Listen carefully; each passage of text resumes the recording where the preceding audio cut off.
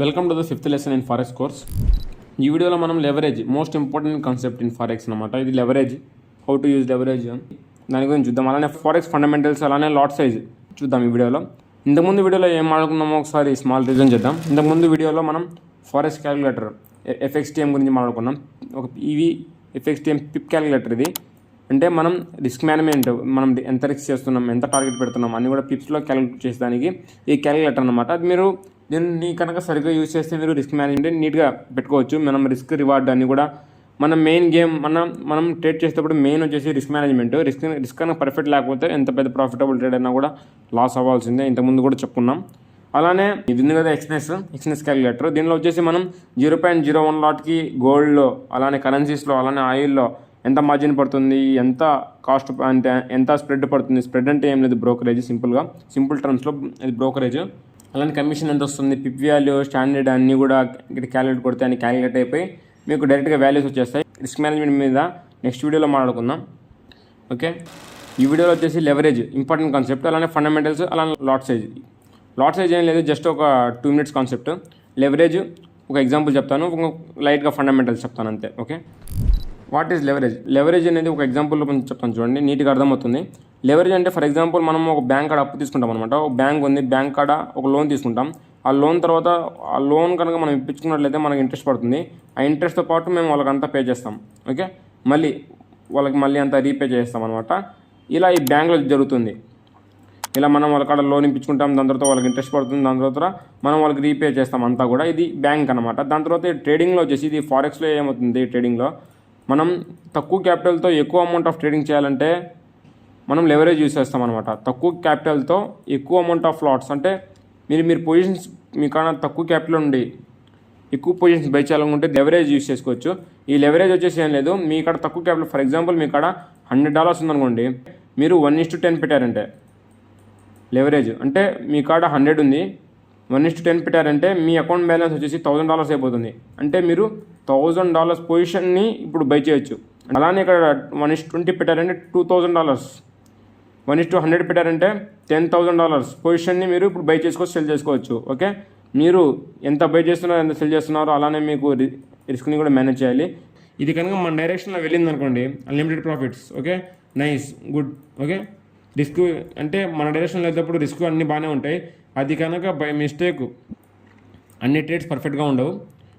By mistake stop loss hit అయిందా, ఇది $100లో చూడండి, ఇక్కడ $100 పెట్టి 10% రిస్క్ చేశాను అనుకోండి. ఇక్కడ $100 1:10 పెట్టామనుకోండి, $100 1:10 పెడితే $1000 అవుతాయి.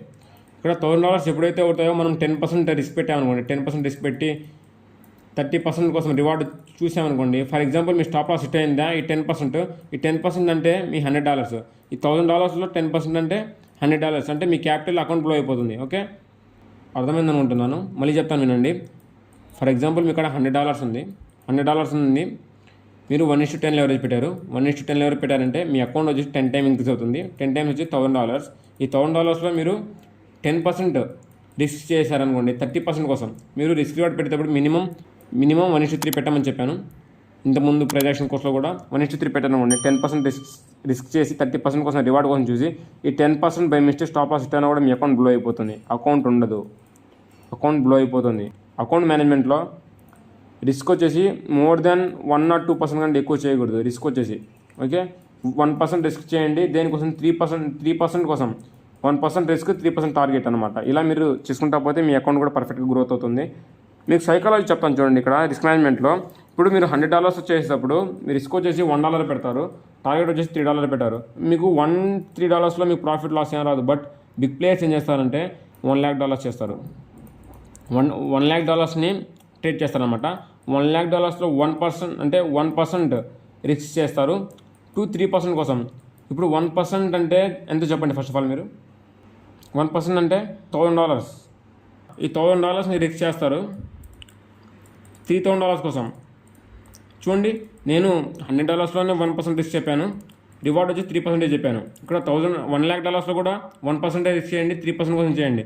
అదే ఇక్కడ $1 crore అంటే $1 crore 1% అంటే 2-3% అంటే చాలా మోర్ మనీ. ఇది చాలా ఎక్కువ మనీ. మీరు 1% 3% తక్కువ అంచనా వేయద్దు. మీకు తక్కువ క్యాపిటల్ ఉంది కాబట్టి అలా అనిపిస్తుంది. బిగ్ ప్లేయర్స్ అంతా చేసేది ఇదేనమాట. వాళ్ళ క్యాపిటల్లో 1% కనుక వాళ్ళు పోయినా కూడా వాళ్ళంత ఎమోషన్స్ ఏమి రావు. అందుకే ఎమోషన్స్ సరిగ్గా ఉండాలంటే రిస్క్ 1%. ఇదన్నమాట. ఈ లెవరేజ్ వచ్చేసి మీరు 1:100 1:200 కంటే ఎక్కువ పెట్టొద్దు. అది ఇంట్రాడే ట్రేడింగ్ చేసేటప్పుడు. మనం స్వింగ్ అయితే ఎప్పుడైతే ప్లాన్ చేస్తామో, ఇది ఎక్స్నెస్లో స్వింగ్ అయితే ఎప్పుడైతే ప్లాన్ చేస్తామో 1:10 1:20 కంటే ఎక్కువ పెట్టొద్దు. ఓకే, ఇలా మీరు మీ లెవరేజ్ని క్యాలిక్యులేట్ చేసుకొని అలానే ట్రేడ్ మేనేజ్మెంటు, లాట్ సైజు అవన్నీ కూడా నీట్గా పెట్టుకోండి. ఇప్పుడు ఫండమెంటల్స్ చూద్దాం. ఫండమెంటల్స్ వచ్చేసి ఫర్ ఎగ్జాంపుల్ ఇక్కడ యూరో యూఎస్డి ఉంది, యూరో యూఎస్డి, జీబీపీ యూఎస్డి, అలానే క్యాడ్ యూఎస్డి, ఏదో ఒకటి ఒక కరెన్సీ తీసుకోండి. ఫర్ ఎగ్జాంపుల్ జీబీపీ యూఎస్డి తీసుకుందాం. ఇక్కడ ఫండమెంటల్స్ చూద్దాం. ఇప్పుడు జీబీపీ యూఎస్డి తీసుకుంటే ఫస్ట్ ఉండేది GBP base currency or primary currency. ఇంతకుముందు కూడా చెప్పాను. యూఎస్డి ఉంటే ఎగైనెస్ట్ డాలర్తో చేస్తున్నాం. ఇక్కడ యూరో ఉంటే ఎగైనెస్ట్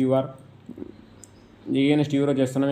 ఇక్కడ జేపీ అంటే ఎగైనెస్ట్ జపనీస్ ఎంతో చేస్తున్నాం అనమాట. ఇక్కడ జీబీపీ యూఎస్డి వచ్చేసి జీబీపీ వచ్చేసి economic crisis, supply demand, GDP, financial and economic conditions వల్ల ఏదో కండిషన్ తీసుకోండి. ఏదో కండిషన్ వల్ల జీబీపీ వీక్ అవుతుందంటే ఒకవేళ ఇక్కడ యూఎస్డి స్ట్రాంగ్ అవుతున్నట్టు ఇది గుర్తుపెట్టుకోండి. ఇక్కడ యూఎస్డి ఎప్పుడైతే వీక్ అవుతుందో జీబీపీ స్ట్రాంగ్ అవుతుంది. ఇంతకు ముందు కూడా నేను చాలాసార్లు చెప్పాను.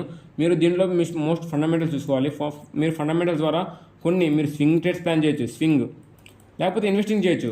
ఫర్ ఎగ్జాంపుల్ జీబీపీ వీక్ అవుతుందంటే యూఎస్డి ఆటోమేటిక్గా స్ట్రాంగ్ అవుతున్నట్టే. ఓకే, యూఎస్డి స్ట్రాంగ్ అవుతున్నప్పుడు బైలో సెల్ హై, డాలర్ లో ఉన్నప్పుడు బై చేయండి, అప్సైడ్కి వెళ్ళాక అమ్మేయండి. మళ్ళీ ఇది అప్సైడ్కి వెళ్ళాక కన్ఫామ్గా ఇది డంప్ అవుతుందంటే జీబీపీ వచ్చేసి కన్ఫామ్గా అది డాలర్ డంప్ అయిపోయి ఉంటుంది. ఆల్రెడీ అప్సైడ్కి మూవ్ అవ్వడానికి రెడీగా ఉంటుంది.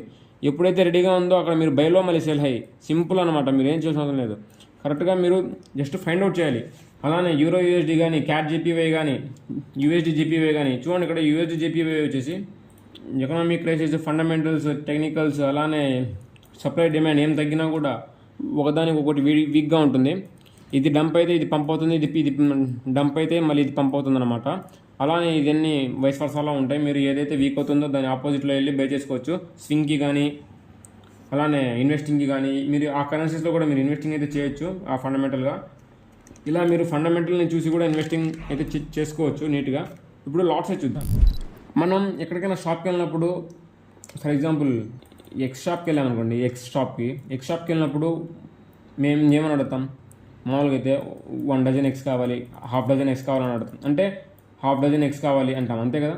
లేకపోతే 1 గుడ్లు కావాలి, 3 గుడ్లు కావాలంటే అని చెప్పాం కదా.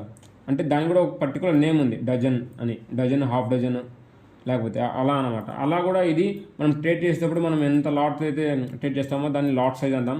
1 lakh = ఇవన్నీ వచ్చేసి స్మాల్ లాట్స్ అనమాట. Small LADS equal to 1 lot size అనమాట. 1 lakh size equal to 1 lot. 10,000 equal to 1 mini lot. అలానే 1,000 equal to micro lot. Okay, 1,000 equal to micro lot. 0.01 equal to mini lot. Okay, ఇవన్నీ కూడా చిన్న చిన్నగా ఉంటుంది.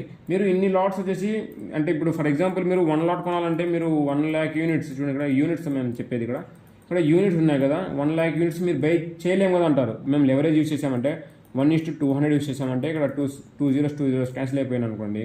ఇక్కడ 1:2 almost $500 మీరు ఒక లాట్ అయితే బై చేసేయచ్చు. దేంట్లోనైనా కూడా మీరు ఇంతకంటే ఎక్కువ లెవరేజ్ పెట్టారంటే ఆల్మోస్ట్ $400 ఒక లాట్ అయితే ఈజీగా బై చేసేవచ్చు. That's not a problem. మీరు లాట్ సైజ్ జస్ట్ మీకు అంటే మామూలుగా అయితే మీరు లెవరేజ్తో బై చేస్తే ఇవన్నీ కూడా మీకు తక్కువ మనీతో వస్తాయి. బట్ మీరు రిస్క్ మేనేజ్మెంట్ని పర్ఫెక్ట్గా చేసుకోవాలి. ఓకే, అంతా నీట్గానే అర్థమైంది అనుకుంటున్నాను అందరికీ కూడా, బిగినర్స్కి కూడా. ఎందుకంటే చాలా సింపుల్గా షార్ట్లో అందరికి అర్థమయ్యేటట్టు చిన్న సెషన్ టాపిక్స్ కూడా డివైడ్ చేసి చిన్నగా అర్థమైంది అనుకుంటున్నాను. ఇంకా ఎవరికైనా అర్థం కాకుండా కమెంట్ సెక్షన్లో చెప్పండి. వెంటనే ఆల్మోస్ట్ రిప్లై ఇస్తాం. వెంటనే రిప్లై వస్తుంది. నెక్స్ట్ వీడియోలో వచ్చేసి సెషన్స్ గురించి మాట్లాడుకుందాం. సెషన్స్ చాలా ఇంపార్టెంట్ అన్నమాట. దేనికంటే ఏ సెషన్లో వాలటైల్గా ఉంటుంది, ఏ సెషన్లో మోర్ మొమెంటం వస్తుంది, ఏ సెషన్లో సైడ్ వేస్లో ఉంటుంది, అవన్నీ కూడా తెలుసుకోవడం చాలా ఇంపార్టెంట్. ఈ వీడియో ఎలా ఉందో కమెంట్ సెక్షన్లో చెప్పండి. కమెంట్ సెక్షన్ చెప్పడం మర్చిపోవద్దు. Bye guys, take care.